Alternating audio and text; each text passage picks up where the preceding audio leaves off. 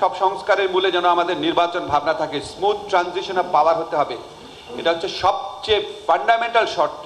গণতন্ত্র বলেন, মানবাধিকার বলেন, আইনের শাসন বলেন, এটা হচ্ছে বেস।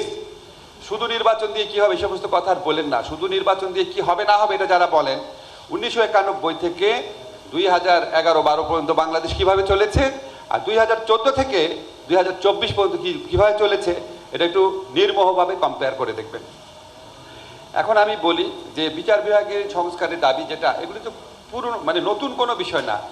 এগুলি বহু বছর যাবৎ আমরা উচ্চারণ করে আসছি। আমার মনে আছে, আমার নিজেরই মনে আছে, কমপক্ষে বোধ হয় 20-25 বছর যাবৎ বাংলাদেশে এই কথাগুলো উচ্চারিত হচ্ছে যে উচ্চ আদালতে বিচারক নিয়োগের জন্য আইন করতে হবে, নিম্ন আদালতের প্রকৃত স্বাধীনতা নিশ্চিত করতে হবে, উচ্চ আদালতের জন্য একটা সেক্রেটারিয়েট গঠন করতে হবে, একটা স্থায়ী প্রসিকিউশন সার্ভিস করতে হবে, আমাদের যে প্রসিডিউরাল লগুলো আছে এখানে লুপহোলসগুলো অ্যাড্রেস করতে হবে যাতে মামলা এত বিলম্বিত না হয়, আমাদের অল্টারনেটিভ ডিসপিউট রেজলিউশন সিস্টেমটাকে আরও এফিসিয়েন্ট করতে হবে, কিন্তু আমরা জানি।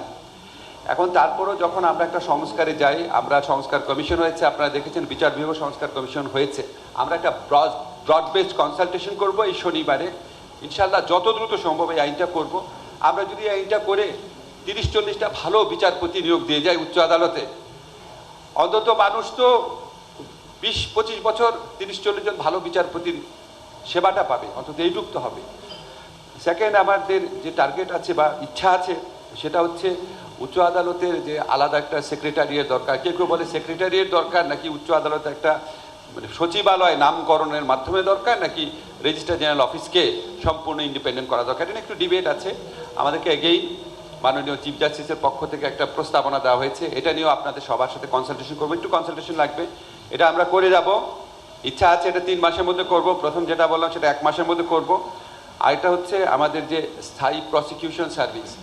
একটু আগে আমাকে সরওয়ার বলছিল বাংলাদেশে এমন একটা সিস্টেম, আপনি দলবাজ না হলে অ্যাটর্নি জেনারেল অফিস হোক আর পাবলিক প্রসিকিউশন সার্ভিসে হোক, সেখানে আইনজীবী হিসেবে নিয়োগ পাওয়ার সুযোগ খুবই কম। তো আমরা এটা চাই, এটা সলিউশনটা হচ্ছে স্থায়ী প্রসিকিউশন সার্ভিস। এটা নিয়েও আমাদের এই দেশে বহু বছরের ঐক্যমত আছে। এটা করার চেষ্টাও করা হয়েছিল 1/11 আমলে, পরে এসে আওয়ামী লীগ গভর্নমেন্ট এই প্রচেষ্টাটা বাদ দিয়ে দিয়েছে। এটা করব, এটা হয়তো 6 মাস লাগবে। সংস্কার যতই মানে বহুল চর্চিত এবং অনেকাংশে অ্যালার্জিক একটা শব্দ হয়ে যায়, সংস্কার ছাড়া তো আমাদের গতি নাই, ঠিক আছে? সংস্কার নিয়ে জিল্লু যেটা বলেছে, বহু কাজ হয়েছে, একমাত্র জাতীয় সংস্কার পার্টি গঠন ছাড়া বাকি সংস্কার ক্ষেত্রে সমস্ত কাজই হয়ে গেছে।